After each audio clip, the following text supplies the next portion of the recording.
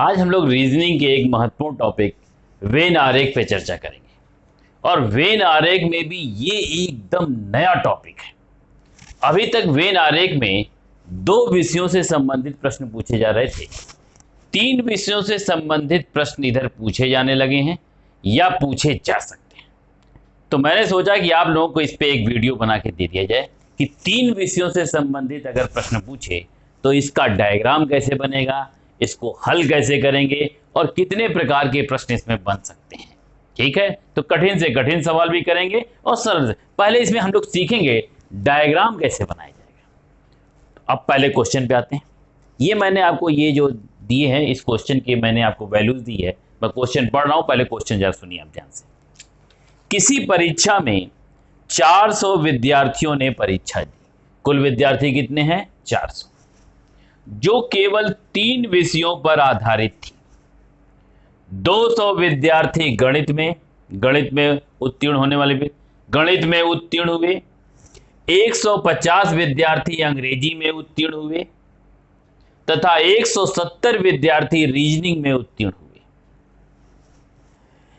गणित और अंग्रेजी में उत्तीर्ण होने वाले विद्यार्थियों की संख्या 60, गणित और रीजनिंग में उत्तीर्ण होने वाले विद्यार्थियों की संख्या 80, रीजनिंग और अंग्रेजी में उत्तीर्ण होने वाले विद्यार्थियों की संख्या 50 और तीनों विषयों में उत्तीर्ण होने वाले विद्यार्थियों की संख्या 30 हो तो निम्नलिखित प्रश्नों के उत्तर दीजिए।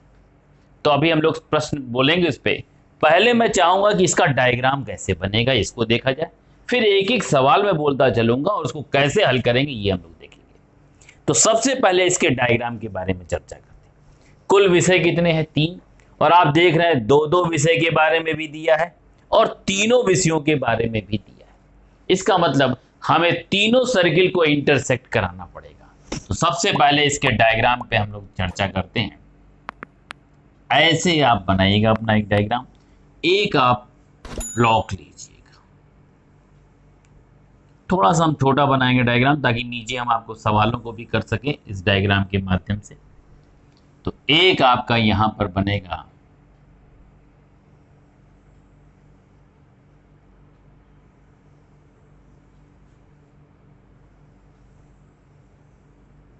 ये मैंने ले लिया आपका गणित। गणित में उत्तीर्ण होने वाले कुल मिला के हैं 200। ये है आपका विषय अंग्रेजी।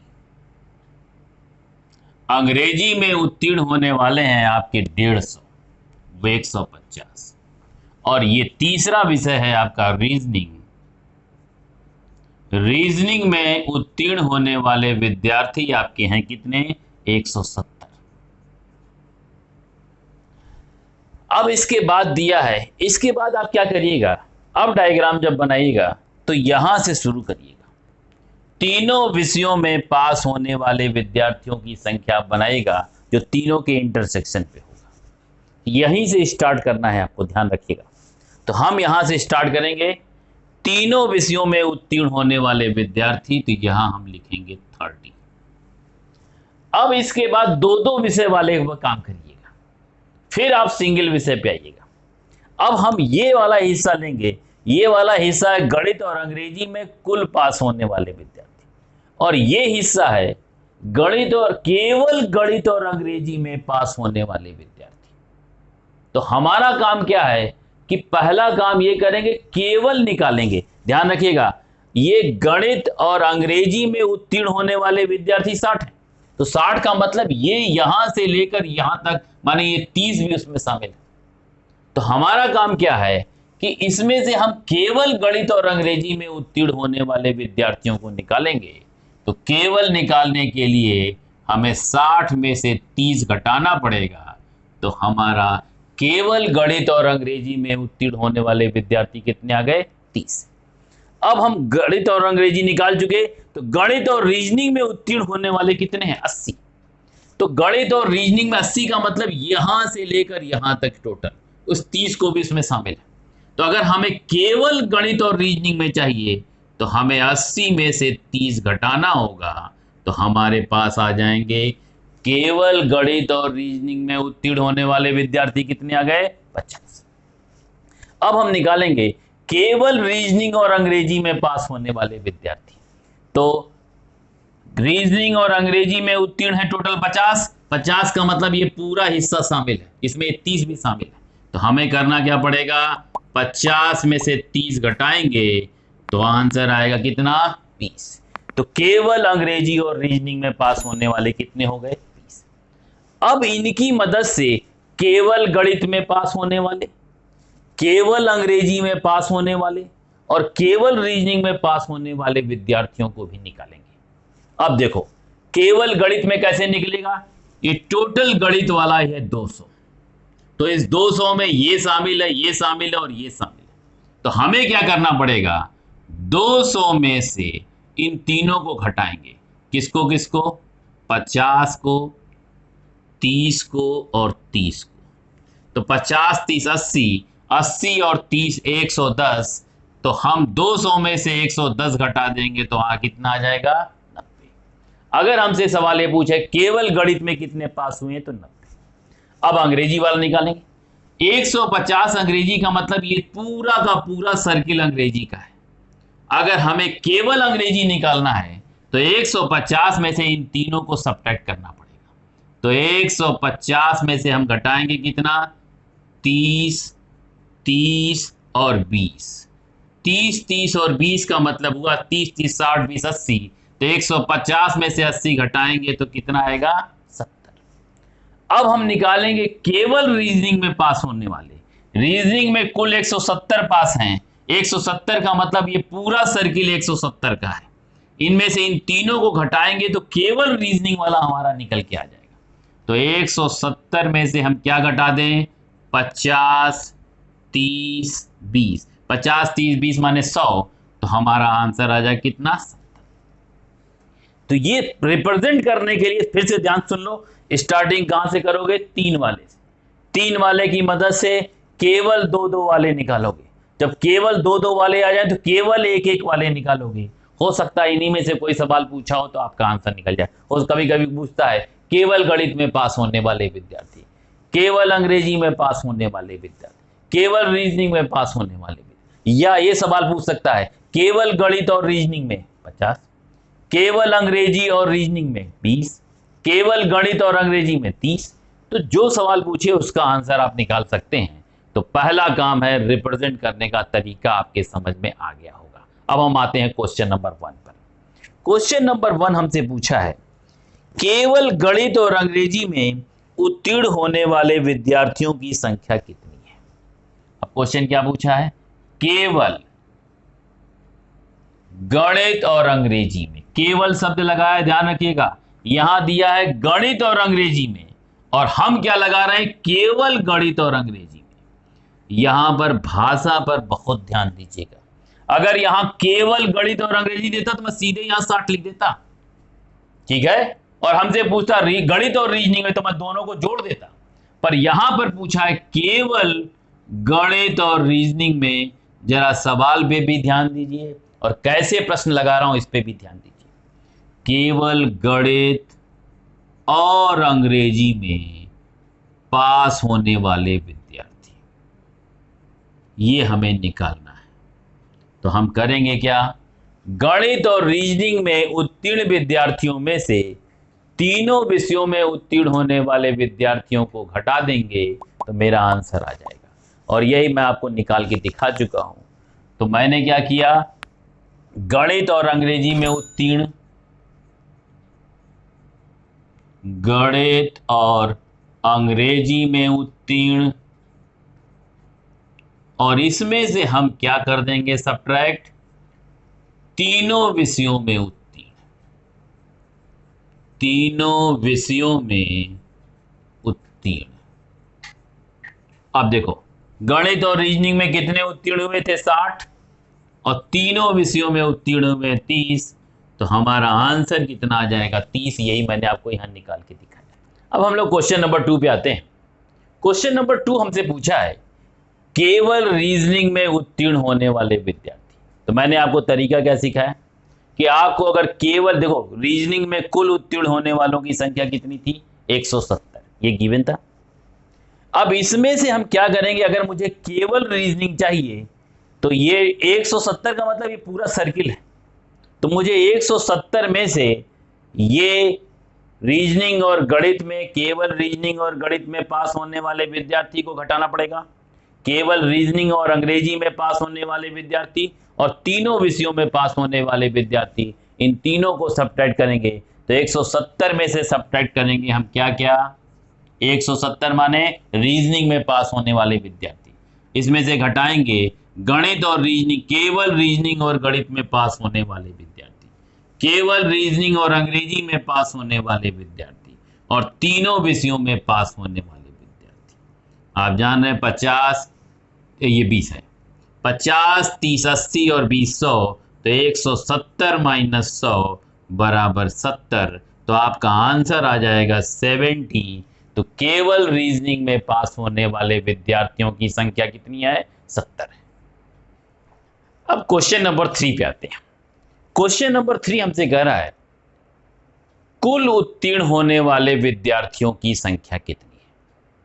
ध्यान रखना कुल विद्यार्थी हमारे पास कितने थे, 400। इस 400 में से कितने उत्तीर्ण हुए ये हमसे पूछ रहा है।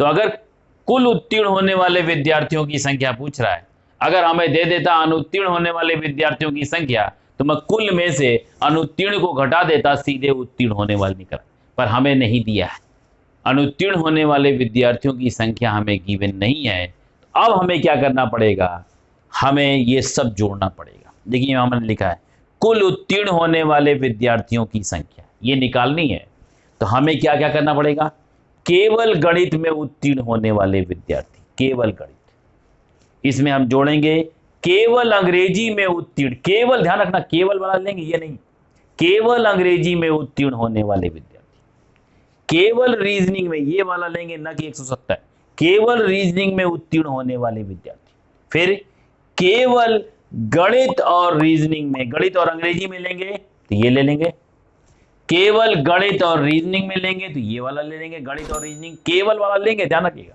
ये वाला नहीं वैल्यू लेंगे, ये अंग्रेजी और गणित है, यहां केवल अंग्रेजी और गणित है, दोनों में फर्क है, गणित और अंग्रेजी में 60 है और केवल गणित और अंग्रेजी में यहां देखिए कितना है 30। याद रखिएगा ये वैल्यू लेनी है केवल वाली, केवल गणित और अंग्रेजी, केवल गणित और रीजनिंग, केवल रीजनिंग और अंग्रेजी, दो दो सब्जेक्ट का केवल, और इसके बाद तीनों विषयों को ले लेंगे। अब मैं इनकी वैल्यू यहां पर जोड़ रहा हूं क्योंकि जगह थोड़ी कम है, देख लेते हैं यहां पर। अब देखिए केवल गणित में लेंगे, केवल गणित में कितने हैं 90,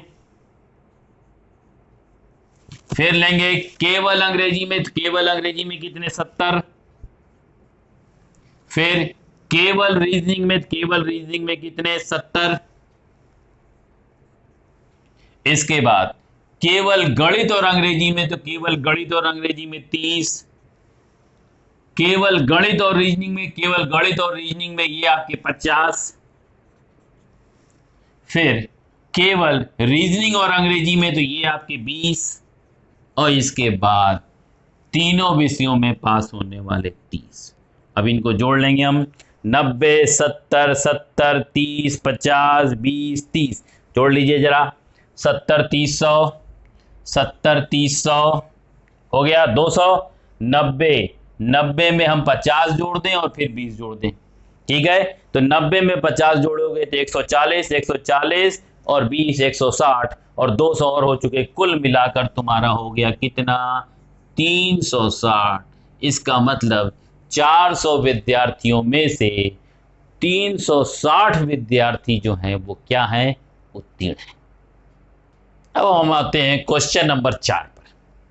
क्वेश्चन नंबर 4 हमसे पूछता है कुल अनुत्तीर्ण होने वाले विद्यार्थियों की संख्या। तो कुल अनुत्तीर्ण होने वाले विद्यार्थियों की संख्या निकालना आसान है, हमें पता था कुल विद्यार्थी कितने हैं हमारे पास 400, और अभी अभी हम लोगों ने निकाला है कुल उत्तीर्ण होने वाले विद्यार्थियों की संख्या, उसका उपयोग करेंगे। ध्यान रखिएगा अगर कुल अनुत्तीर्ण पूछेगा तो आपको कुल उत्तीर्ण निकालना ही पड़ेगा, बिना कुल उत्तीर्ण निकाले कुल अनुत्तीर्ण नहीं निकल पाएगा। तो अगर चाहे कुल उत्तीर्ण पूछे तब भी वो काम आपको करना पड़ेगा, और कुल अनुत्तीर्ण पूछे तो उस काम को करने के बाद कुल में से कुल उत्तीर्ण को घटा देंगे।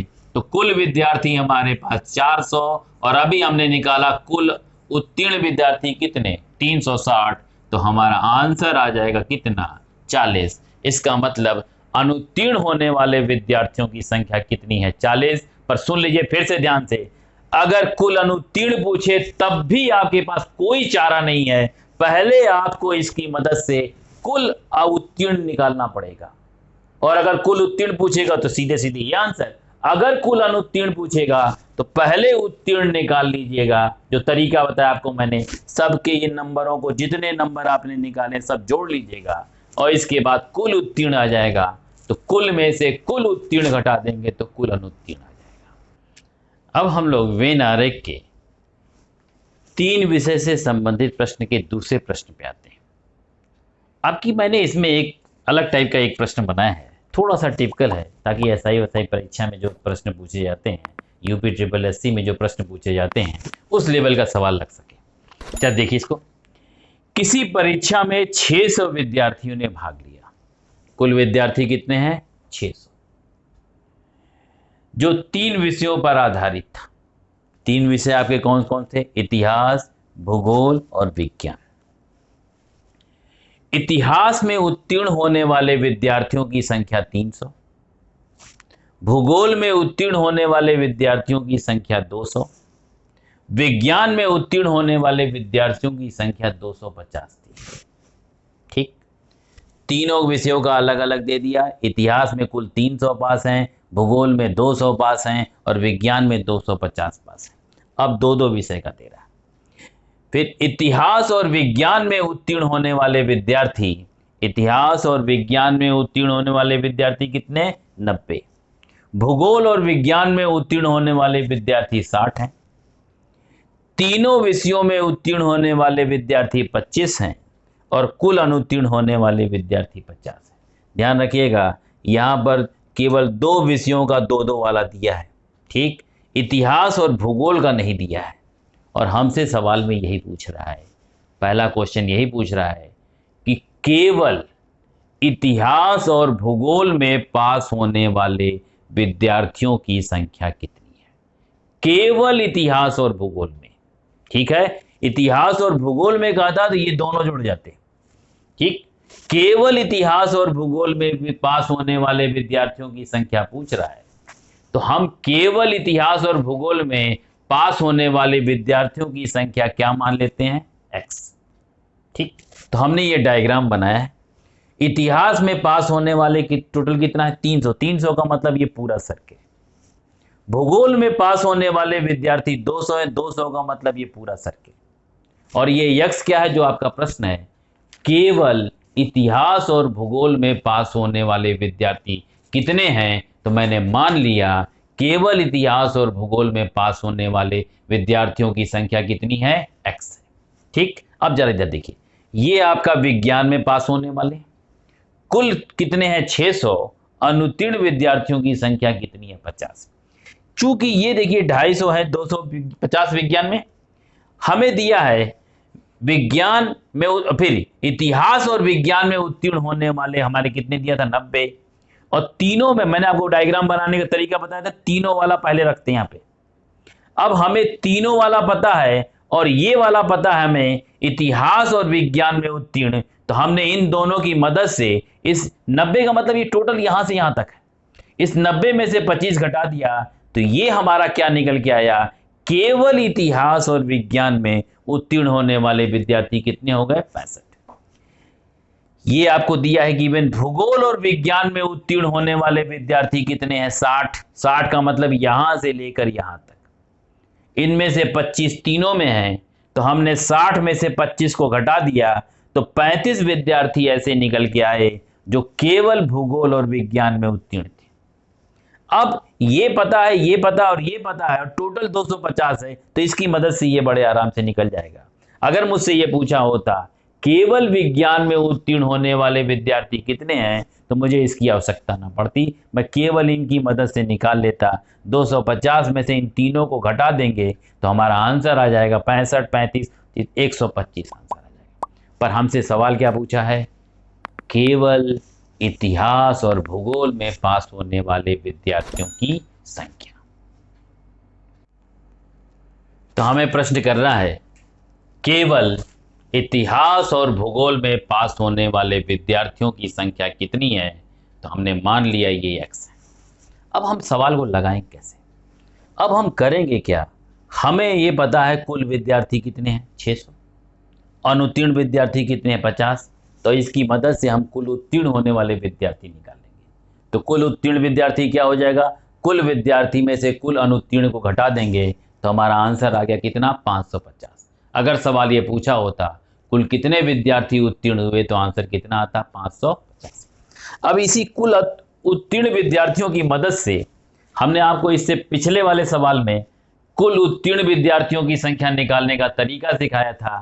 केवल इतिहास में पास होने वाले, केवल भूगोल में पास होने वाले, केवल विज्ञान में पास होने वाले, केवल इतिहास और विज्ञान में, केवल भूगोल और विज्ञान में, केवल इतिहास और भूगोल में, और तीनों विषयों में जोड़कर कुल उत्तीर्ण निकाल सकते हैं। अब हम इसी की मदद से सवाल लगाएंगे। तो कुल उत्तीर्ण होने वाले विद्यार्थियों की संख्या पहले हम लेंगे केवल इतिहास में। केवल क्या लेना है, इतिहास। तो केवल इतिहास में चूंकि x हमें यहाँ माना है तो यहाँ पर वैल्यू नहीं निकल सकती, इसलिए इस वैल्यू को लिखेंगे हम। तो केवल इतिहास में कितना हो जाएगा 300 minus 65 minus 25 minus x plus केवल भूगोल में पास होने वाले 200 minus 35 minus 25 minus x plus केवल विज्ञान में, तो केवल विज्ञान में 125। अब दो दो वाला लेंगे, केवल इतिहास और भूगोल में x, केवल इतिहास और विज्ञान में 65, केवल इतिहास और भूगोल में 35, और फिर तीनों विषयों में पास होने वाले 25, और ये मिलाकर क्या हो जाएगा कुल उत्तीर्ण। अब हम इस सवाल की वैल्यू पुट कर रहे हैं तो 550 बराबर, सारे पॉजिटिव वालों को एक साथ रख लीजिए, 300, 300 के बाद 200, 200 के बाद 125, 125 के बाद 65, 65 के बाद 35, और 35 के बाद 25। अब सब माइनस वालों को लिखिए, -35 -25 -65 -25। अब इसके बाद x वालों को रख लीजिए, 2 बार -x है और 1 बार +x है। ठीक, अब सारे प्लस वालों को जोड़ लीजिए। तो सारे प्लस वालों को जोड़ेंगे, 300 200 500 500 625, 625 में 65 और 3500, 725, 725 में 25, 750। इनको जोड़ लीजिए, 65 और 35 100 हो गया, 25 25 माने 150 -2x + x। अब हम इसको सॉल्व करेंगे तो 550 बराबर 750 में से 150 गया 600, और यहाँ पर -2x, तो क्या बचेगा -x। अब -x को इधर लेते जाइए, 550 को उधर लेते जाइए, तो x बराबर 600 माइनस 550। तो 600 में से आप 550 को घटाएंगे तो आपका आंसर आ जाएगा 50। इसका मतलब ये वैल्यू आपकी कितनी आ गई 50। x बराबर कितना हो गया आपका 50 हो गया। तो केवल इतिहास और भूगोल में पास होने वाले विद्यार्थियों की संख्या कितनी आ गई 50। अब हमें क्वेश्चन नंबर 2 करना है, केवल इतिहास में उत्तीर्ण होने वाले विद्यार्थियों की संख्या निकालना है। केवल इतिहास में उत्तीर्ण होने वाले विद्यार्थियों की संख्या का मतलब है, ध्यान रखिए, इतिहास में उत्तीर्ण होने वाले विद्यार्थी 300 हैं। केवल इतिहास का मतलब है ये आपको इतिहास और भूगोल वालों को घटाना पड़ेगा, तीनों वालों को, इतिहास और विज्ञान वालों को। तो हम करेंगे क्या, 300 में से हम घटाएंगे कितना -65। ये 65 कहाँ से आया, केवल इतिहास और विज्ञान पढ़ने वाले विद्यार्थी। ठीक, इसमें से फिर किसको घटाएंगे? जो हम लोगों ने अभी अभी निकाला है, इतिहास और भूगोल पढ़ने वाले विद्यार्थी केवल, और ये तीनों विषय पढ़ने वाले। तो 300 में से हम घटाएंगे 65, 25 और 50। 65 में आप जोड़ दीजिए 25, 60 20 80, 90 90 140, तो 300 माइनस 140। तो 300 में से 140 घटाएंगे तो आंसर कितना आएगा? 160। अब हम लोग आते हैं क्वेश्चन नंबर 3 पर।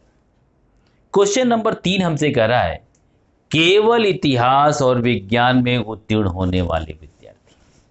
तो ये हम लोग बड़े आराम से निकाल सकते हैं, ये पहले से भी हम निकाले हुए थे कि अगर आपसे पूछे, अगर आपको देखो यहाँ दिया है इतिहास और विज्ञान में उत्तीर्ण होने वाले विद्यार्थी, हमसे पूछ रहा केवल इतिहास और विज्ञान में।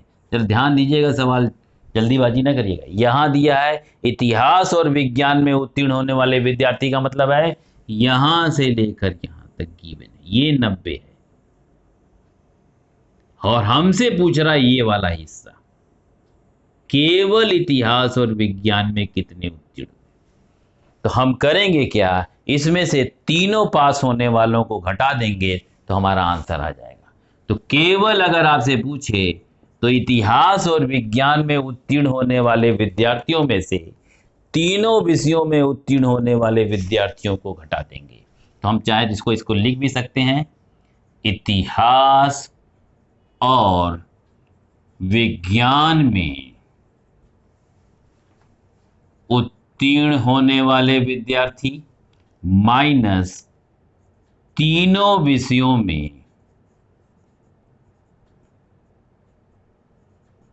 उत्तीर्ण विद्यार्थी। तो क्या करेंगे हम, 90 में से 25 घटा देंगे। 90 में से 25 घटाएंगे तो हमारा आंसर कितना आएगा? 65।